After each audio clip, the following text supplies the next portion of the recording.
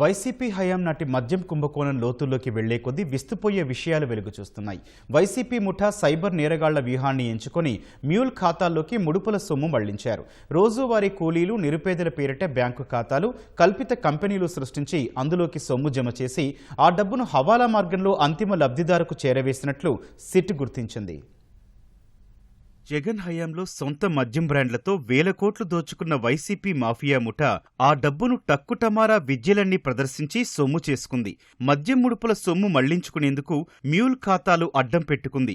రోజువారీ కూలీలు, నిరుపేదలు చిన్న చిన్న పనులు చేసుకుంటూ జీవనం సాగించే వారికి ప్రతీ నెలా కొంత మొత్తం చెల్లిస్తామంటూ ప్రలోభపెట్టింది.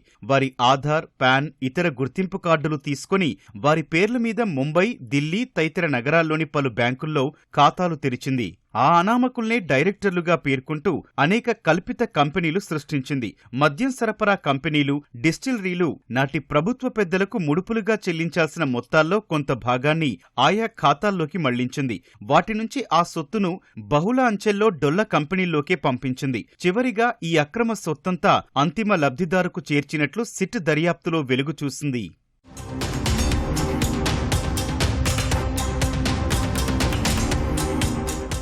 బెవరేజెస్ కార్పొరేషన్ నుంచి బిల్లులు అందగానే మద్యం సరఫరా కంపెనీలు, డిస్టిలరీలు అందులో నాటి ప్రభుత్వ పెద్దలకు ముడుపులుగా చెల్లించాల్సిన మొత్తాల్ని వివిధ డొల్ల కంపెనీల ఖాతాల్లో జమ చేసేవి.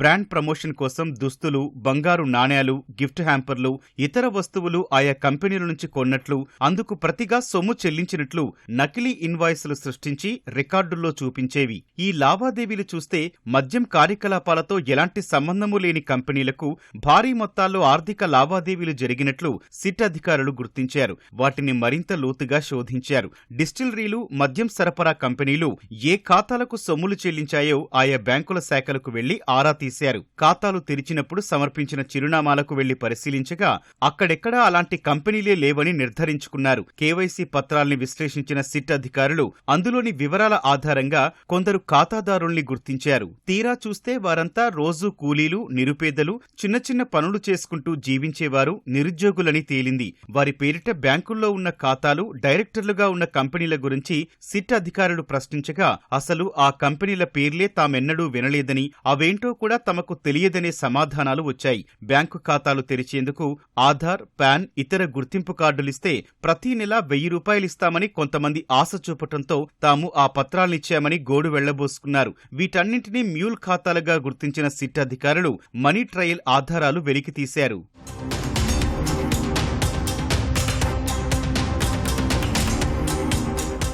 పలు మద్యం సరఫరా కంపెనీలు, డిస్టిలరీల నుంచి ముడుపుల సొమ్ము తొలిదశలో ముంబై చిరునామాతో ఉన్న క్షిపణి ఎంటర్ప్రైజెస్ ప్రైవేట్ లిమిటెడ్కు 30 కోట్లు, ఓల్విక్ మల్టీవెంచర్ ప్రైవేట్ లిమిటెడ్కు 30 కోట్లు, నైస్నా మల్టీవెంచర్ ప్రైవేట్ లిమిటెడ్కు 10 కోట్లు, విశాల్ ఎంటర్ప్రైజెస్ ప్రైవేట్ లిమిటెడ్కు 4 కోట్లు జమైనట్లు సిట్ గుర్తించింది.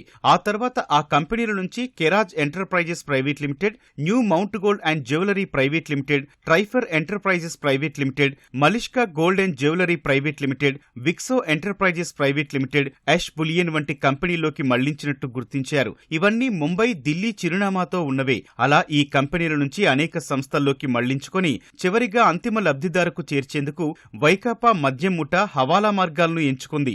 దర్యాప్తు సంస్థల నిఘా, పర్యవేక్షణ నుంచి తప్పించుకోవటం కోసం అత్యంత సంక్లిష్టమైన లావాదేవీల పద్ధతిని అనుసరించింది. ఇలా కొల్లగొట్టిన సొత్తులో ఎక్కువ శాతం విదేశాలకు తరలించింది. అవన్నీ విదేశీ ఖాతాల్లో ఉన్నట్లు సిట్ భావిస్తోంది. ఆ దిశగా మరిన్ని ఆధారాలు సేకరిస్తోంది.